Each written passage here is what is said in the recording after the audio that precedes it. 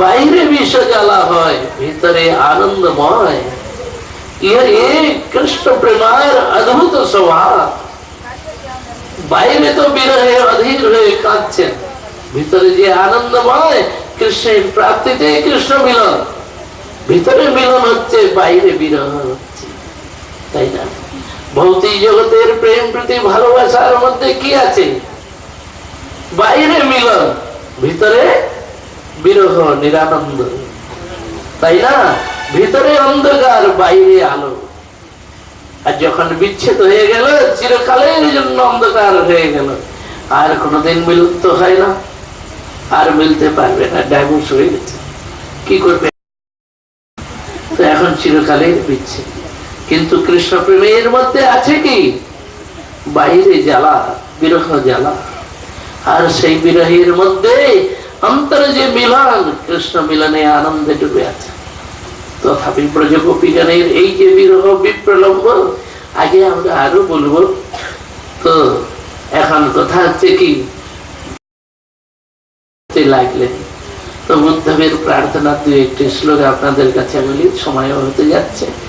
অপরদিকে আগামীকাল এখন দ্বারকা লীলা, রুক্মিণী বিবাহ ইত্যাদি কৃষ্ণের দ্বারকা লীলার বর্ণনা হবে। পরশুদিন 12 তারিখে এখন একাদশ স্কন্ধ, দ্বাদশ স্কন্ধের কথা, এই সমস্ত বর্ণনা হবে। কি করে কৃষ্ণ প্রাপ্তি করা যায়, কৃষ্ণ প্রাপ্তির উপায় কি, কৃষ্ণ নিজেই উপদেশ দিয়েছেন, সেই সমস্ত কথাগুলি পরশুদিন হবে। আর 13 তারিখে অবশ্য আপনারা সকলে আসবেন। 10টা থেকে এখানে সারাদিন কীর্তন হবে, কিন্তু 10টা থেকে রাধারানীর স্তবস্তুতি পাঠ, আর সেই সঙ্গে সঙ্গে রাধারানীর কথা বলবো। ব্রজে রাধা গোবিন্দের যে সমস্ত লীলা, তার যে কথা, সেই সমস্ত কথাগুলি বর্ণনা হবে। এখন দুপুর বেলায় এইখানেই রাধা গোবিন্দের অভিষেক হবে, রাধারানীর অভিষেক করে সকলেই চরণামৃত। আবার সন্ধ্যাবেলাও রাধারানীর কথা হয়ে পূর্ণাহুতি হবে। আর প্রতিদিন সকালবেলা এখানে যজ্ঞ হয়, যারা আসতে চান যজ্ঞে আসবেন। 2 দিনে এখন হবন হবে। এখন কথা হচ্ছে কি, উদ্ধব এইভাবে বনে বনে ভ্রমণ করতে করতে 10 মাস কাটাইলেন, ব্রজে থাকলেন। তো থাকতে থাকতে ব্রজগোপীগণের প্রেমের মহিমা দেখেই তখন তিনি প্রার্থনা করতে লাগলেন। বললেন কি, এতা পরম তনুভিত ভূমি গোপবদ্ধ গোবিন্দয়ে বনে খেলাত্মনিরূঢ় ভাবা বাঞ্ছন্তি যৎ ভবভিয়ো মুনয়ো বয়ম চ কিম ব্রহ্ম জন্মভিঃ অনন্ত কথারসস্য এটা পরম তনুভিত ভূমি গোপবদ্ধ। এই সংসারে মানব জীবনের মধ্য দিয়ে জীবন সার্থক কার? ব্রজগোপীগণের। যেহেতু কৃষ্ণ কার হৃদয়ে নাই, সকলের হৃদয়ে, তিনি তো সর্বান্তর্যামী। কিন্তু কয়জন কৃষ্ণকে ভক্তি করে, কয়জনের উপর কৃষ্ণের প্রতি অনুরাগ আছে? তার মধ্যে প্রেম, স্নেহ, মান, প্রণয়, রাগ, অনুরাগ ভাব, মহাভাব, ব্রজগোপীগণের রূঢ় অধিরূঢ় মহাভাব। কৃষ্ণকে না দেখে এক ক্ষণ প্রতীত হয়। কৃষ্ণ মিলনে শত শত যুগ যাদের ক্ষণমাত্রতেই পার হয়ে যায়, এমন যে গোপীগণের ভাব, এমন ভাবটি তো অন্য কারোর মধ্যে সম্ভব নয়, কেবলমাত্র ব্রজগোপীগণের। নিখিলাত্মা পরমাত্মা গোবিন্দে এত মহাভাব তাদের। আমরা সকলেই যে অভিলাষা করে, উদ্ধব বলছেন, বড় বড় যোগীন্দ্র, মুনীন্দ্র, জ্ঞানীন্দ্র, ধ্যানীন্দ্র সকলেই তারা প্রার্থনা করে, সেই ভাবের এক ক্ষণ আমরা পেতে পারি না। তাই বললেন কি, কিম ব্রহ্ম জন্মভীর, ব্রাহ্মণ কুলে জন্ম, উচ্চ কুলে জন্ম, জন্মের অভিমান, স্বাভিমান, গৌরব, আর ব্রহ্মার মতো দীর্ঘ আয়ু লাভ করে আমাদের জীবনে কি সার্থকতা? যদি কৃষ্ণের চরণে অনুরাগ না হয়। আবার বললেন কি কে মা স্ত্রীও বনেচারী, 5 মিনিট বলছেন, 5 মিনিট কথা বললেন না, একটু শান্তি রাখুন, 5 মিনিট। তো কে মা স্ত্রীও বনেচারী ব্যভিচার দুষ্টা। উদ্ধব বললেন কি কোথায় আমাদের কাম কলুষিত হৃদয়, বিষয় বাসনায় মলিন হৃদয়, কাম ক্রোধ লোভ মোহ ভরে পড়ে আছে, দুষ্ট বুদ্ধি আর দুষ্ট হৃদয়। কিন্তু ব্রজগোপীরা ছাড়ার কাউকে জানে না। এই জন্য কোথায় বৃন্দাবন বিলাসিনী ব্রজগোপীগণ, কৃষ্ণের প্রতি তাদের অধীর মহাভাব। আর কোথায় আমাদের কাম কলুষিত হৃদয়, সংসার বাসনায় ভরপুর, সর্বদোষে দোষিয়া, সেই অনুরাগের এই কণ নাই। কিন্তু এই জীবনে যদি ব্রজগোপীগণের কথা শোনা যায়, বললেন ঔষধি যেমন আমি জানি না, আমরা জানি না যে ঔষধির কি ক্রিয়া, ডাক্তার দিয়েছে তাই এখন খেয়ে ফেললো, খেতেই এখন কি হলো, ঔষধের ক্রিয়া করলো, রোগ ব্যাধি ভালো হয়ে যায়। তদ্রূপ ব্রজগোপীগণের কথা আমরা জানি না, বুঝি না, যেন সংসারী লোকের মতোই কথা। কিন্তু তাদের কথা শুনতে শুনতে কি হয়, আমাদের জীবনের ভব ব্যাধি, সংসার ব্যাধি চিরতরে মিটে যায়।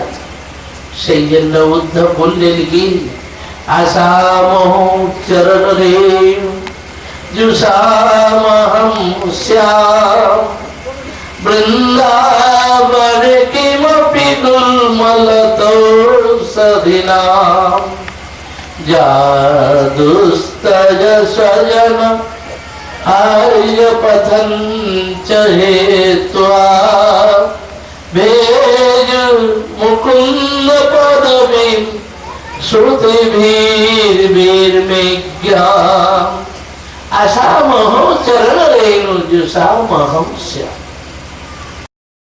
এই বৃন্দাবনে ব্রজগোপীগণের চরণ তুলি পাওয়ার লালসায় আমি যে বৃন্দাবনে কোথায় তৃণ গুল্মলতা হয়ে যেন আমার জন্ম হয়।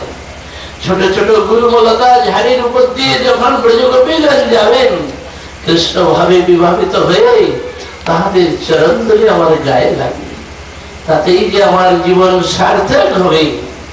এইভাবে উদ্ধব প্রার্থনা করতে লাগলেন। বললেন কি শ্রুতিগণ যাদের চরণ ধরে পাওয়ার লালসায় তারা বহুকাল আরাধনা করছেন। এই জন্য উদ্ধব ব্রজেতে পরবর্তীকালে তিনি ঘাস হয়ে থাকলেন।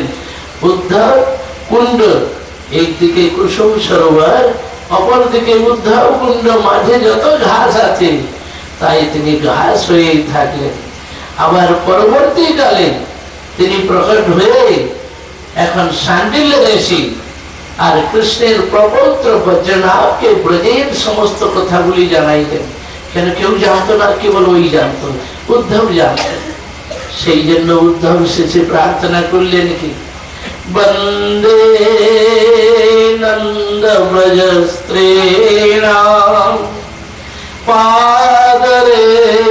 পাদরেণুমভিষ্ণস যাসম হরি কথোদ্গীতম পুনাতি ভুবনত্রয়ম। বন্দে নন্দ ব্রজ স্ত্রীণাম, নন্দ ব্রজের যত ব্রজগোপীগণ তাহাদের চরণ রেণুকে যে আমি নিত্য নিরন্তর বন্দনা করি। এর পবিত্র কথা ত্রিভুবনকে যাদের হরি কথা, যাদের গীত, যাদের ভাবনা, যাদের ভাব প্রেম সমস্ত সংসারকে পাবন করি, সেই ব্রজগোপীগণের চরণ ধরিকে যে আমি নিত্য নিরন্তর বন্দনা করি। এইভাবে উদ্ধব প্রার্থনা করিলেন। অবশেষে 10 মাস পরে কৃষ্ণ উদ্ধব তিনি ব্রজ থেকে মথুরায় গেলেন। কিভাবে গেলেন, এরপরে মথুরায় কৃষ্ণ কি কি লীলা করেছেন, সেখানে কি হলো আগামীকাল তাহা বর্ণন করব। কিভাবে মথুরা থেকে দ্বারকায় গেলেন এবং দ্বারকায় গিয়ে কিভাবে বিবাহ করেছেন, সংসার ধর্ম কেমন নিভাইলেন, আর কি কি লীলা করেছেন আগামীকাল সেইগুলি যথাসময়ে 5টার সময় থেকে বর্ণনা হবে। আপনারা সকলেই আসবেন। আপনাদেরকে অশেষ ধন্যবাদ জানাই, যেহেতু আপনারা এত সময় ধরে ধৈর্য অবলম্বন করে আপনারা বসে শ্রবণ করছেন, তাই আমাদেরকেও কৃতার্থ করলেন। আর এইভাবে ভাগবতের কথা অতীব মর্মে অত্যন্ত ভাবপূর্ণ, যদি এই শ্লোক ব্যাখ্যা করা যায় আর ধীর স্থির চিত্তে, তাহলে সকলের হৃদয় ফাটতে থাকে, কৃষ্ণ প্রেমে অবশ্য বিভোর হবে। এই জন্য কৃষ্ণ ভক্তি, কৃষ্ণ ছাড়া তো আমাদের জীবনে আর কিছুই নেই। আবার পরশু তার পরবর্তী 11 স্কন্ধ 12 স্কন্ধ হবে, এবং তারপরের দিন 13 তারিখে রাধারানীর কথা হবে, ব্রজের কথাই হবে। আপনারা সকলে আসবেন। এখন আপনারা কীর্তনের সঙ্গে সঙ্গে সকলেই প্রসাদ নেবেন। এই বলে আজকে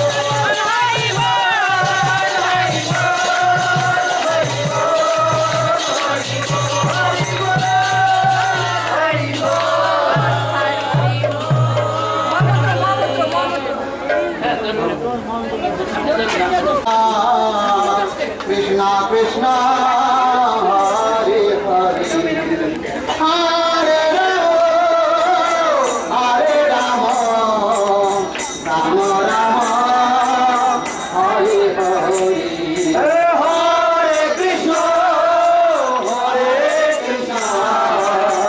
Krishna Krishna Hare Hare Hare